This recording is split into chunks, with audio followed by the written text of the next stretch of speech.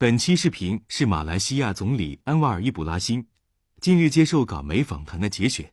他谈到如何深化与中国的关系，并在两个大国之间取得平衡。谈到马来西亚会继续坚持一个中国政策，相信中国有能力、有智慧驾驭当前局势。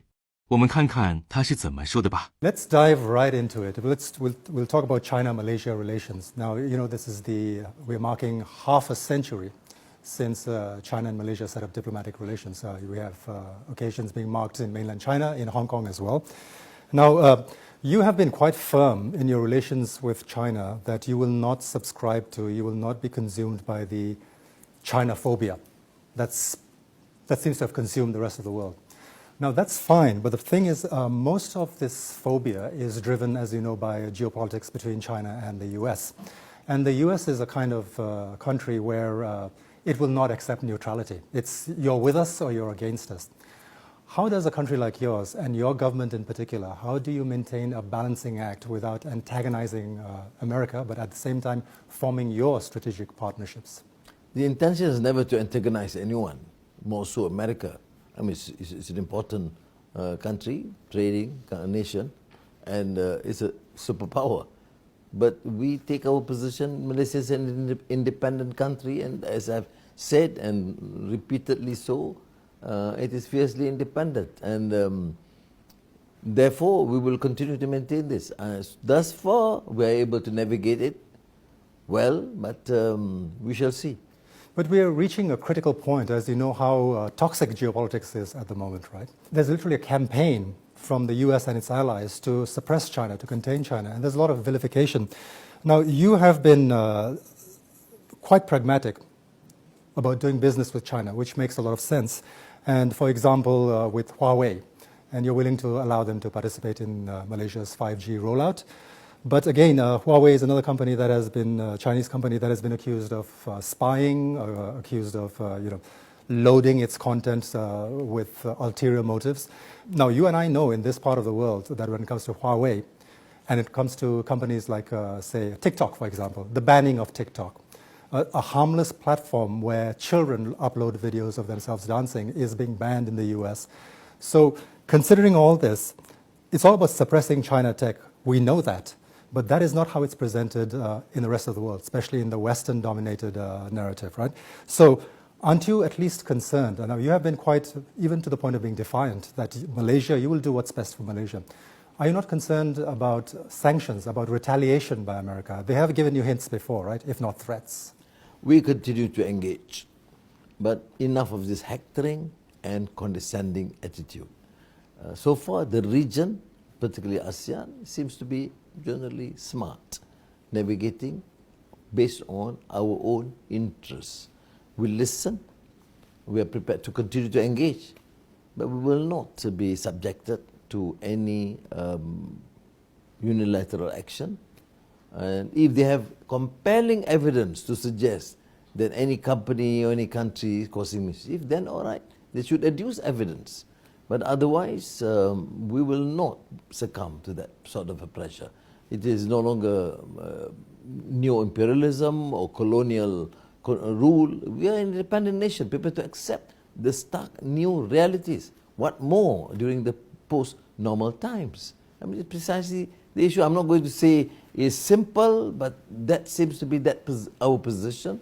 And thus far, we have not encountered serious problems. Where would you characterize your relations at this juncture regarding China, and what are your plans for future in terms of your partnership with China?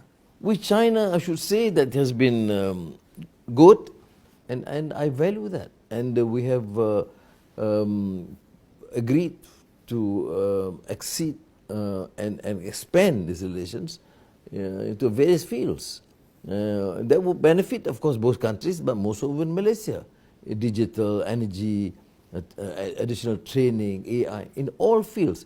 And I would say that the relations has been great because China is willing to accommodate and listen, and some of our concerns about training, about getting Malaysians to be involved more so, all these things are being considered. If the issue is raised in past, some countries, including say Africa or even in Malaysia in the past, they say the deal was not rather lopsided. I think the problem is governance.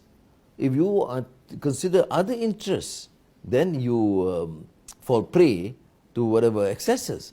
But we take our position very clearly, and I am, of course, impressed with the fact that the Chinese leadership support this, and they value this sort of friendship, frank exchanges, and we even make sure that our demands in terms of to protect our interests is met. It's not all such a rosy picture, though, is it? I mean, because of, let's take, for example, China's maneuvers in the South China Sea.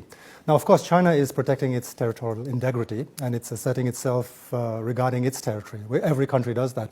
But so does Malaysia. Malaysia has territorial integrity to protect as well. And there can be a little bit of a problem there. Well, we have problems with all, neighbors. Do you have like a bottom line? Currently, where China is regarding the South China Sea and where your country stands, you have some kind of bottom line that you can't cross this? Well, let me put it this way.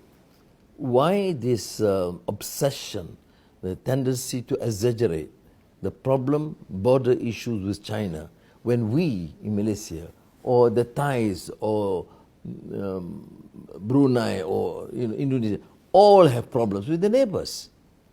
We have not actually cemented agreement in all areas with the borders, but does it mean that it is tension, and it is tense, or causing difficulty in relations? No. The relationship with Singapore is super excellent, with Thailand, with Indonesia. But all these countries, we have problems with the borders. So why then pick and choose and exaggerate the issues with China? Do we have a problem? Yes. Have we encountered any serious clashes or problems? No. Do we think it's going to be easily resolved? No. But what is the mechanism? It's discussions, dialogue. Will we then concede? No. You see? But what I am, should say, not amazed but appalled, is this idea of, yes, we have a problem with China only. And that is, of course, what is, to me, untenable and unacceptable. Now, I do accept your point about not exaggerating the problem, not making it worse than it is, right? But at the same time, you do realize that in this region, take Taiwan, for example, right? There are circumstances that may be beyond anyone's control where a war could well break out. There is only so much of provocation that Beijing can take as far as its territorial integrity is concerned and its strong feelings about Taiwan. These may be well beyond your control or beyond ASEAN's control, and this is mostly with the US in particular, but it's going to drag the whole region into some kind of conflict. You may well, I know you propagate neutrality, but you may well end up having to make a choice. You may well have to end up picking a side. Whose side will you take? Well, China and Taiwan, we're not dealing with two countries. Of course not. We accept Beijing and China Taiwan. policy. So, it's a different configuration. And therefore, our position is it should be seen to be purely a domestic matter that must be resolved, of course, peacefully and amicably between the two entities. Because we have recognized, the world generally have recognized one China policy. And therefore, we have to caution other partners, including the United States, not to be deemed, to be seen to be provocative, because it will affect us invariably. Now, whether we'll be neutral in this conversation, it depends. If those who have the propensity or deemed to be provocative, then of course we'll have to voice out our concern. But as it stands, I think even this issue is being exaggerated. I've heard it for the last 50 years. I'm not worried? Too unduly worried. I'm more optimistic. I understand. I know the concern and also the responsibility and magnanimity of many of the Chinese leaders. They know how to navigate the situation. For thousands of years they've been there. So we need to caution. That is why in ASEAN we have insisted the issue of not only neutrality. I mean, neutrality is our position so that we can engage. But it doesn't mean that we are not concerned on the issues of what is right, what is wrong. We have made it quite clear that we do not want any third power to be involved in these commissions because it will only be deemed to be provocative. For example, we have some arrangement, territorial waters with the United States. We have with China, we have with Japan, but we do limit within Malaysia's territorial waters to protect the nation, not to be seen to be on the offensive against any other neighboring country.